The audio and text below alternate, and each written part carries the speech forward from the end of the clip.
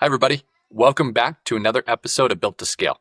And today's episode is the second episode of a two-part series on facing economic uncertainty and more particularly how to face this current situation with tariffs.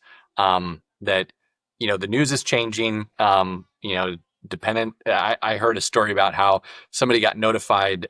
They were traveling internationally that there was a tariff in place with China on one day, and then the next day it was down to 10%. That the previous tariff was close to 130%, something like that, and then the next day it was down to 10. So news is changing fast, but regardless, what we want to do is we want to talk about in economic conditions that you can't quite control and that feel like it's constantly changing, which currently is what we're facing right now.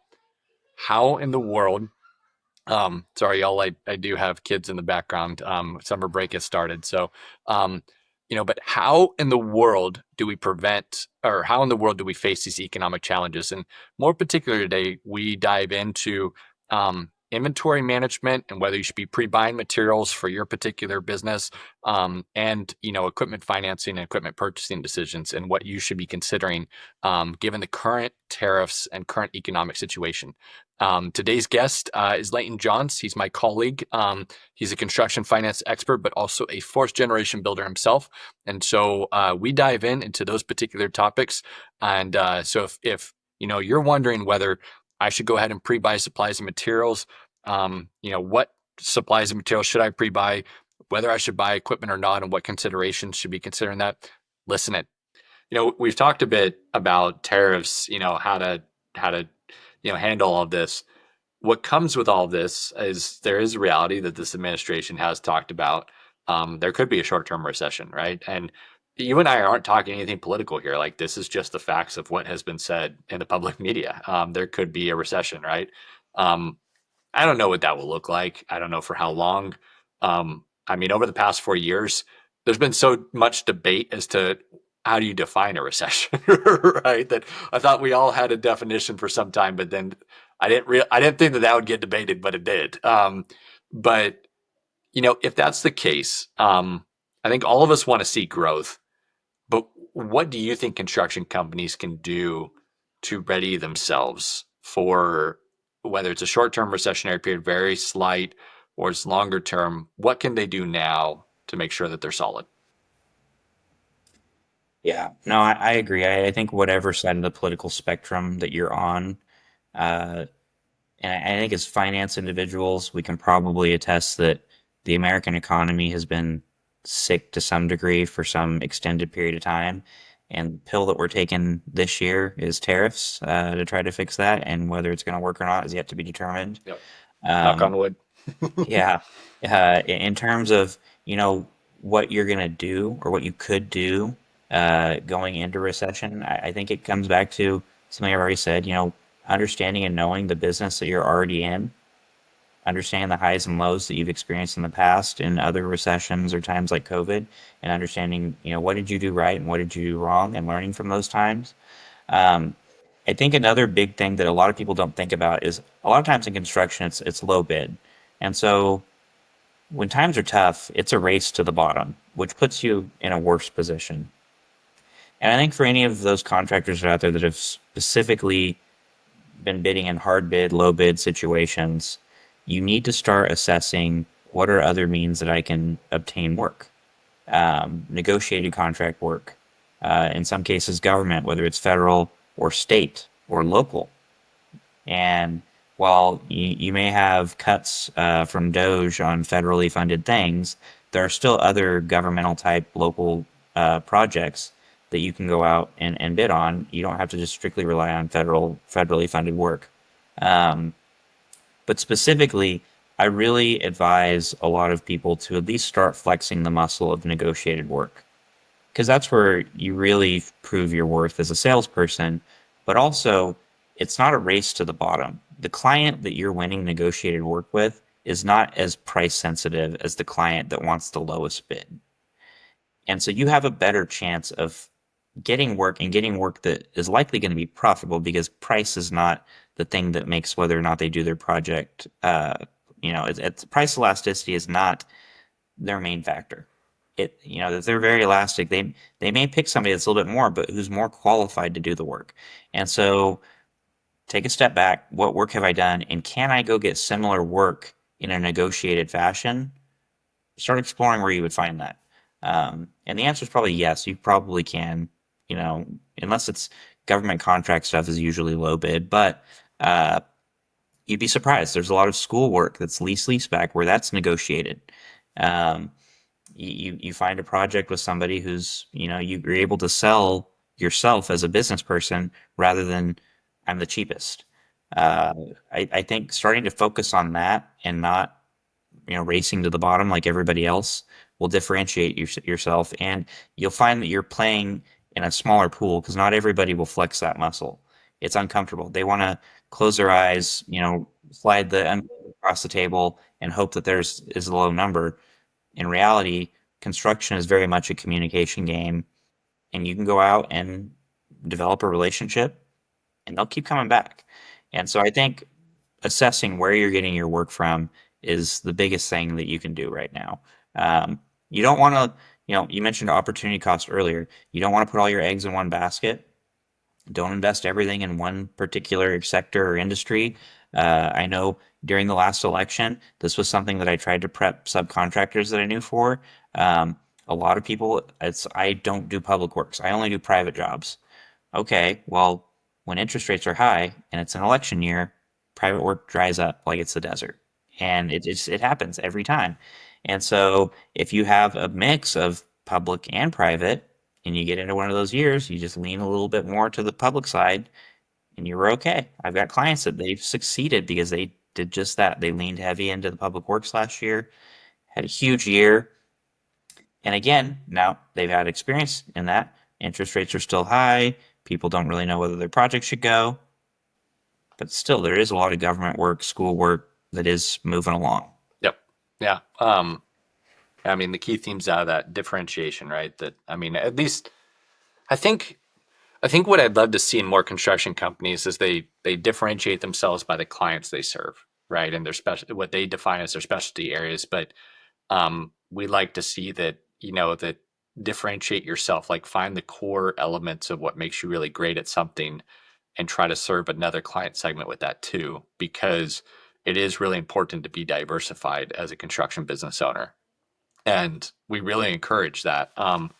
And to your point, there's a lot of incentive for even government-based contracts or municipal based contracts, state-based contracts, et cetera, that they may not necessarily want to work with the lowest bidder because they have an incentive to work with somebody that minority owned, women owned.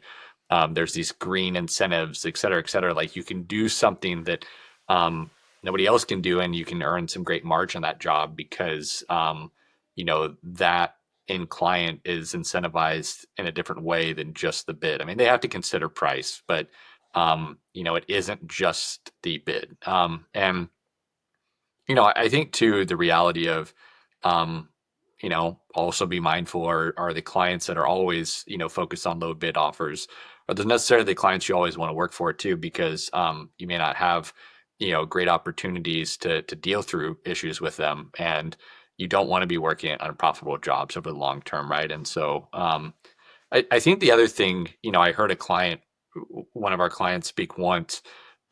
I totally advocate against this idea, especially in a recessionary period.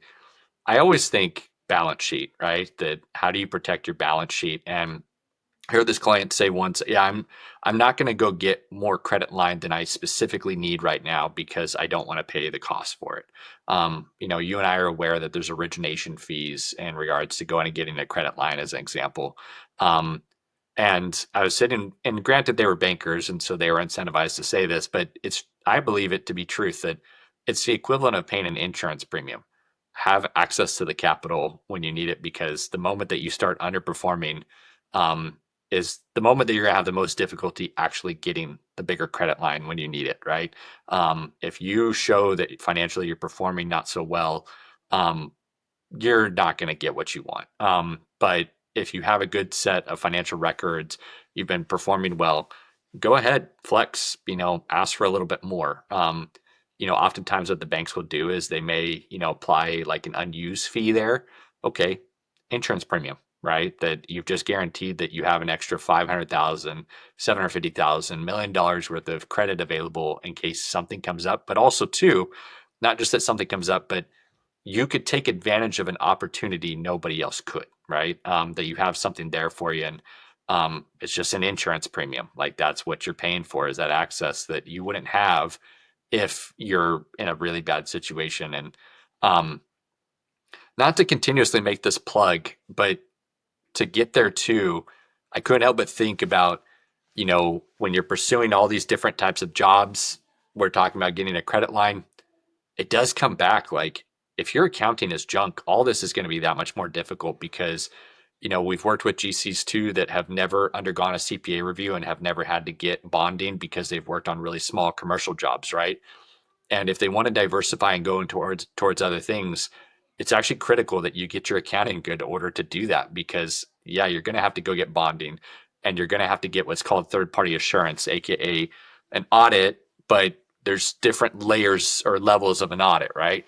And we would recommend a CPA review in most situations, but to all of this, it demands that your accounting be in good order, that your back part of the house is clean. And we just can't advocate this enough, that don't forget that as you're trying to diversify where you go, having a really good solid set of books is critical, to be able to be ready for what's to come and always be positioned in the best possible light. That's my opinion.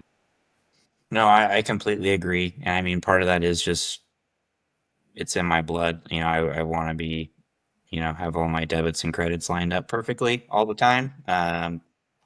Unfortunately, a lot of business owners don't prioritize that. And that's okay. If it's not your strong suit, that's when you need to make the decision to bring somebody in who it is their strong suit, to assist with that. I mean, you brought it up earlier. How do you know?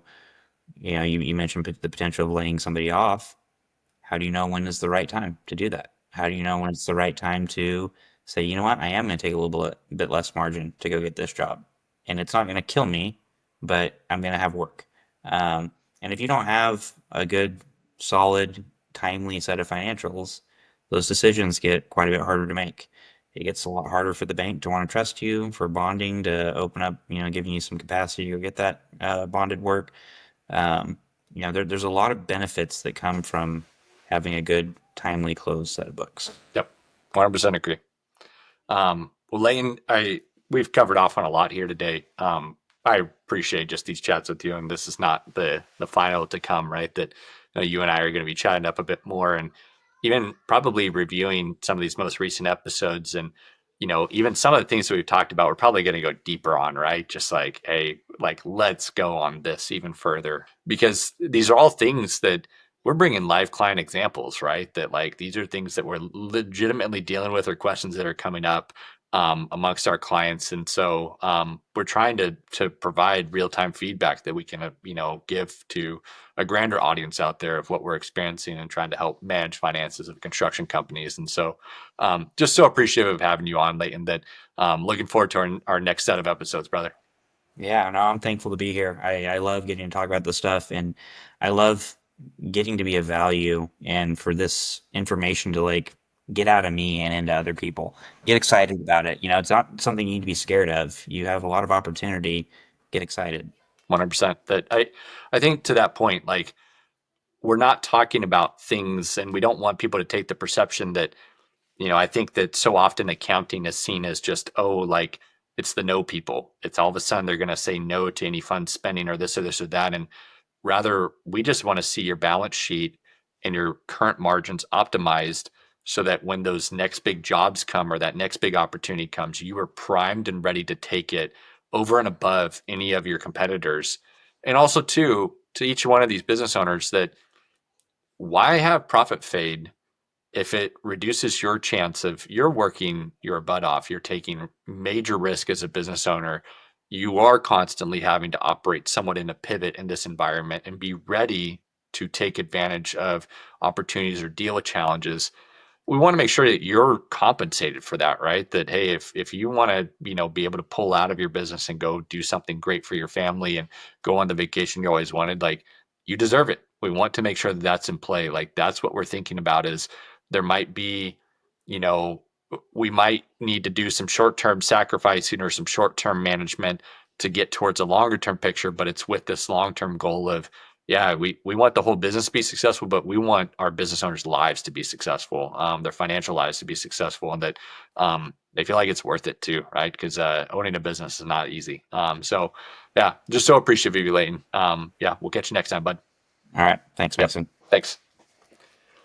Hi, everyone. So, if you enjoyed today's episode and you found value, or it raised some questions for you about the next best steps for managing your finances in your construction business, please reach out to us at bradycfo.com. There's a contact page there where you can fill out, and that will come straight over to us. Either that, or you can personally find me on LinkedIn. My name is Mason Brady, and feel free to send me a message. And happy to chat and talk through anything you're facing today, and happy to provide some advice. So, thank you all. Appreciate it.